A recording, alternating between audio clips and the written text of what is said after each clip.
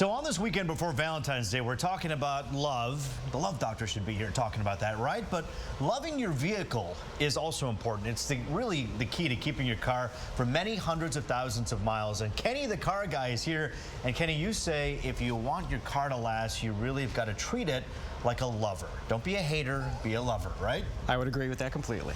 Now, when we talk about loving your car, let's face it, that sometimes gets on the back burner. My car is 10 years old. I'm embarrassed to show you which one in the parking lot it is because I haven't taken care of it. I just now got the oil change. It was way overdue, but there's a lot more to it. What happens when someone doesn't love their car? Well, if they don't love their car and they don't take care of it by changing their oil and other fluids, normally they will end up with extra holes in their engine and replace their engine.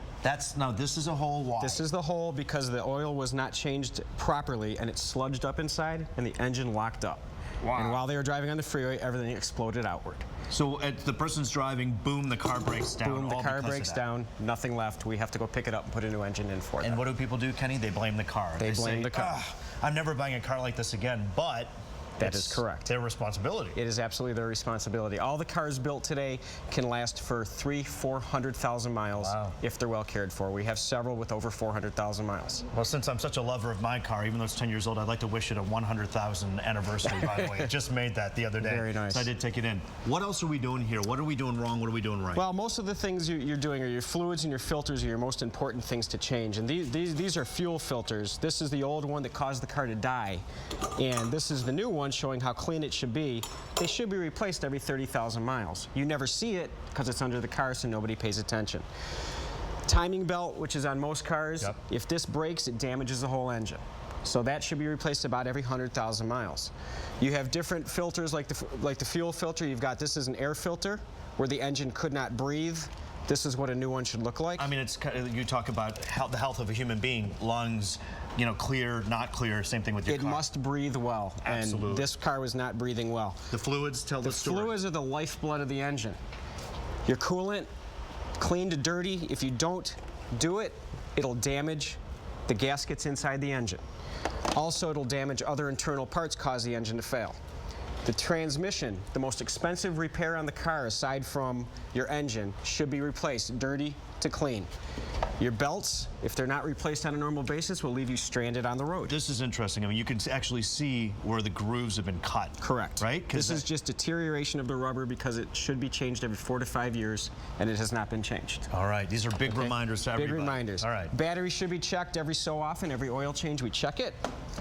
Tires are a very, very important key. It's like shoes for your car. Right. You know, you get your Valentine a nice pair of shoes. You need a nice set of tires for your car. You check it with a tire depth gauge.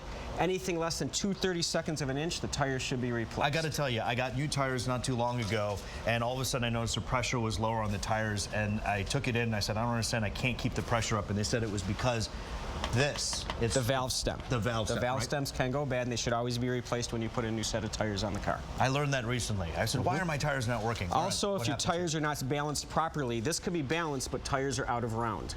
And when they're egg-shaped, you'll get that thumping as you drive down the road. You have to make sure you do proper, correct balancing. Always should have a tire gauge for your car. Make sure you can check it every once in a while. And Kenny, this means you have a kit basically that's in your car. This is a good time, even if your car is running just fine, just to put this together. And maybe if you already have it, maybe for your wife, your loved one, and let's not be sexist here, maybe for your husband. If you have it done in your car, make sure your husband, your spouse, whoever has that, your kids. Absolutely. And your last thing you're showing us over here. My last thing is your brakes, the most important safety item you have on your car. This one, the person probably had the stereo so loud that they had no idea that their brakes were completely gone, when it should look like this. There's a huge difference. There's a huge difference, and then the pads are completely worn down. If this person had to do an emergency stop, they wouldn't be loving their car anymore. Kenny, the car guy, your family is very lucky to have you. Hopefully you've learned something as well. Thank you very much for joining us. Thank you very much. All right? Yes. And hope everyone has a nice Valentine's Day with their cars, too. We'll be back after the break.